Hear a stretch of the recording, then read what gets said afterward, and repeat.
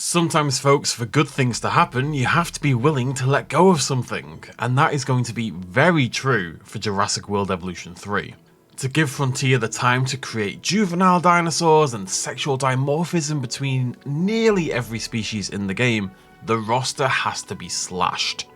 Brutally. In this video, we're going to break down the currently 24 confirmed species and then speculate on who else will survive the cut from Jurassic World Evolution 2 to Jurassic World Evolution 3. I've made a tier maker for this as well. I will link that in the description. You can go give this a go for yourselves. You will have to make a couple little edits, but then you can share it in the chat and we'll see who gets closest. Who will win Dino Bingo when the final roster is revealed? First though, what am I even talking about, Best in Slot, you dummy? Well, thanks to this line from the Jurassic World Evolution 3 website, we know there's 82 species in Jurassic World Evolution 3. This is, by the by, how the Indominus Rex was confirmed as well, if you were curious about that one. Now, we're assuming this number doesn't include the deluxe edition, so that's another 4 species, let's say 86 species total when the game launches. Now, a minimum of 2 of those species are of course brand new, the Guanlong and the Protoceratops. So that means, in total, we have an absolute maximum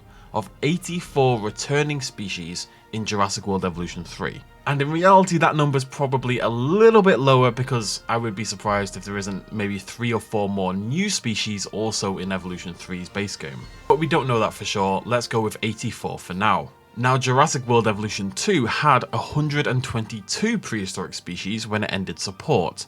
So what that means is an absolute minimum of 38 species from Jurassic World Evolution 2 have been cut for Evolution 3. How you feel about this is up to you. The number is definitely maybe about 10 or so higher than I would like ideally, but if we're honest, some aspects of the roster were definitely needlessly bloated, so if it gave them the space to work on so many new mechanics, then it seems like an okay sacrifice. Depending on what gets called and depending on what they do next. We'll talk about all of that a little bit more at the end. So this here is the list of currently confirmed species based on images, trailers, the website, statues in game and stuff like that. I've not included these skulls from the second gameplay trailer quite yet, although they do seem likely to make it in. You probably recognize most of these from the trailers and analysis, etc. I think the one most likely to confuse people is probably the Dunkleosteus, which was found in this cutout display in one of the Japanese area screenshots. And so is our newest addition to the confirmed species list. So that's step 1 done. These ones are definitely happening, and we now sit at 24 out of 86 species. 62 to go. I should say before we dive further into this, I haven't included any species from Jurassic World Rebirth, or no new species. That's things like the Titanosaurus or the Aqualops. I feel like they're much more likely to be introduced in a Rebirth specific expansion DLC, given how distinct Evolution 3 and Rebirth feel from each other, in terms of plot and themes and stuff like that. I could be wrong, but that's where my head is at the moment. Wrong.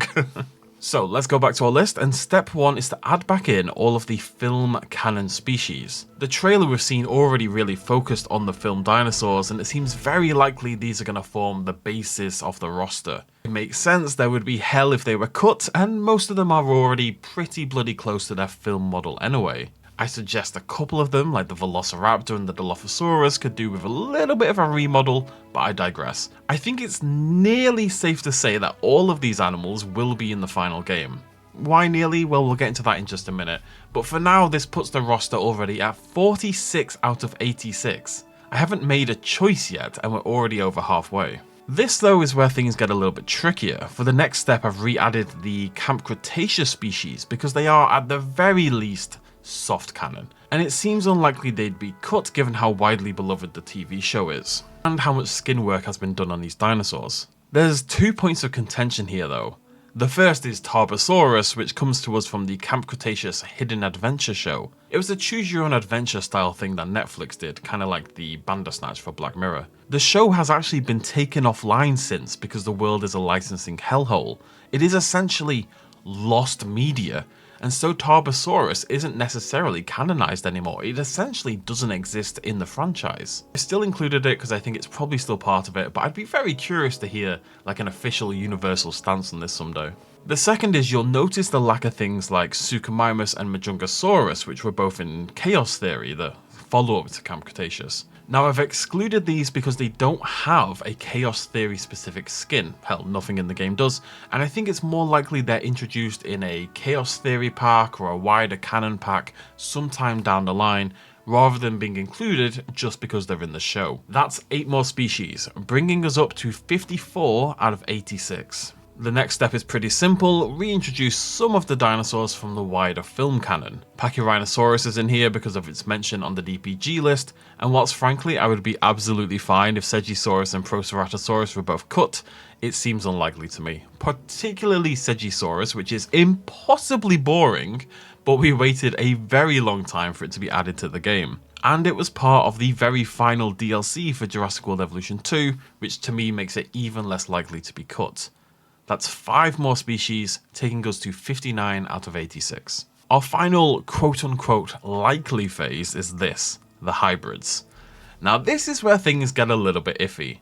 I am personally of the opinion that all 7 previously existing hybrid dinosaurs are going to make it into the game. This is the Frontier 3 plus the 4 from the TV and film canon. The reason for this is twofold, like all the best things in life. One, they've already sold these hybrids to us twice now.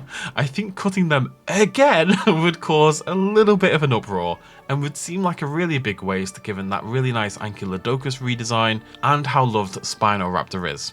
Stegoceratops is also there. Secondly, and this is where it gets even trickier, there's this line on the official Jurassic World Evolution 3 website that says there's 75 species in the game that are capable of breeding and popping out kids. The base game has 82 species, which means there's 7 species in the game that can't breed. 7 species that can't breed, 7 hybrid dinosaurs.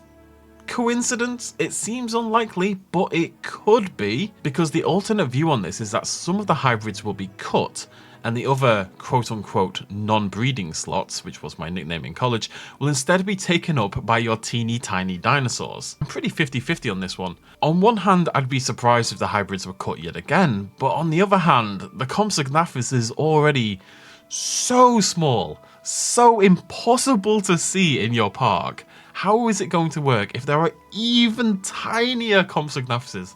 Baby Compsognathuses may as well not exist. They would just be too small.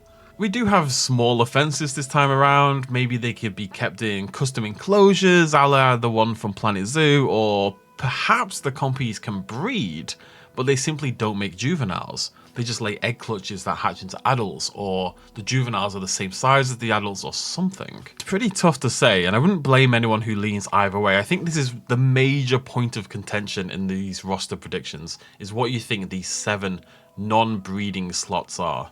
For me and my love of the Spinoraptor though, I'm going to throw these 3 hybrids back in, taking us to 62 out of 86. That means without me making a real personal choice here, with me just mainly sticking to the canon, there's only room for 24 more species. And so for our final step, and I'll show you the tier maker image in a little bit for those who like pickies, this is my roster prediction. I'm going to explain some of the choices that might seem a little bit weirder. I've kept the aquatic and flying rosters at 10 each, so they're A, even, and B, not overshadowed entirely by the terrestrial creatures. I don't think you can cut these too hard, because then lagoons and aviaries would once again feel a little bit dull. I've included every species from the last 3 DLC packs for Evolution 2, not only because we bought them relatively recently and it might feel even weirder to buy them again, but because there was a clear design shift in Evolution 2 about halfway through, and these represent some of the very best dinosaurs the game has. I'm talking about things like, the Utahraptor and the Deinonychus here in particular. Diplodocus was on my cut list, but it's needed for Ankylodocus to exist, so I had to include it, and Maiasaura was also cut too because I hate it, but it is quite literally the good mother dinosaur. That's what the Maiasaura is all about, so it seems very unlikely to be cut in a game that introduces breeding. Although I'd love them to do it just for the sheer irony, frankly. Other than that, these are just popular, well-designed animals. I've tried to keep balance between groups though, so that means there are some egregious cuts. Things like probably the Suchomimus would be the biggest. I'm a big fan of the Suchomimus, I'd love to see it return, but since we've got Baryonyx and we've got Spinosaurus and we don't have a Chaos Theory skin for the Suchomimus, I'm a little tenuous on this one. I'll bring up the image now as well so you can get a better view if you prefer that. Now, big reminder, this is just my personal take, and obviously there's bias at play here when you get past those initial canonical species. But if I'm totally honest, and this is why I said I'd like maybe 10 more species, there aren't too many here that I would be that bothered to lose. The ones I would miss are Suchomimus, Acrocanthosaurus, Cryolophosaurus, Atomborosaurus, Nigersaurus, Crichtonsaurus, which I think might make the cut anyway because of the reference. They stand out to me as ones I'd really miss. But there's a lot of slightly iffy species from Evolution 1 in particular that actually kind of do need some TLC by now. I'd love to know your thoughts on the list, so let me know your thoughts on my personal tier list, which you think is likely and unlikely, and remember to make your own list using the link in the description of this video. Before we go though, this roster cut is obviously a little bit controversial. Let's talk about it a little bit. For me, there are 3 possible directions for the game to go from here. The worst of the bunch is that some of the cut species are reintroduced via DLC, as they already are, with some sexual dimorphism tweaking and some new juveniles. Are the likes of Chunkingosaurus ever likely to see the light of day again? Probably not, and I'm sorry if Chunking for some reason is your favourite dinosaur. But with a third of the roster being cut, it's inevitable that some will have to return down the line. Now, unless the dinosaur packs they sell increase in size, I can't see a world where people are happy to keep paying for dinosaurs we already had if there aren't some sufficient tweaks. That brings me on to option 2, and I think maybe the more likely of the two. And that's that some choice cut dinosaurs are reintroduced with a redesign. I'm thinking particularly of dinosaurs like the Deinonychus. Now don't get me wrong, as you may well know, I love the stupid tadpole, but it doesn't actually look like a Deinonychus. And it doesn't really represent where Frontier are now with Jurassic World Evolution designs. If you want to reintroduce Deinonychus with a whole new feathered model, then I would absolutely happily pay for that. Likewise, things like Acrocanthosaurus, which I deeply love, but again doesn't really look like an Acrocanthosaurus, Leopleurodon, Elasmosaurus, Troodon, Archaeornithomimus, etc, etc. Frankly, I'd be happy to see some of these come back with brand new designs. The third and best, but very much most optimistic option, well, Evolution 3 is clearly a big leap forward from Evolution 2. It's hard to see where too many new mechanics are going to come from. It's unlikely to be like the last games where big key features were introduced via free updates. So that seems like a really good opportunity to earn a little bit of goodwill by buffing up the free updates instead with some returning dinosaurs. You could sell a dinosaur pack with 4 new species as usual and then throw in 2 returnees from Evolution 2 as part of the free update. And I think if that was going to happen, people would stomach these roster cuts a lot more readily. Now this isn't something they've really ever done outside of very rare exceptions, but Evolution 3 does seem the best time for this, so you never know. As I say, optimistic. Personally, I'm holding off on either condemnation or applause right now. I think what the final roster looks like, and more importantly, what Frontier do next with that first DLC pack and that free update are absolutely vital. And that's going to tell us so much about their plans for the lifespan of this game.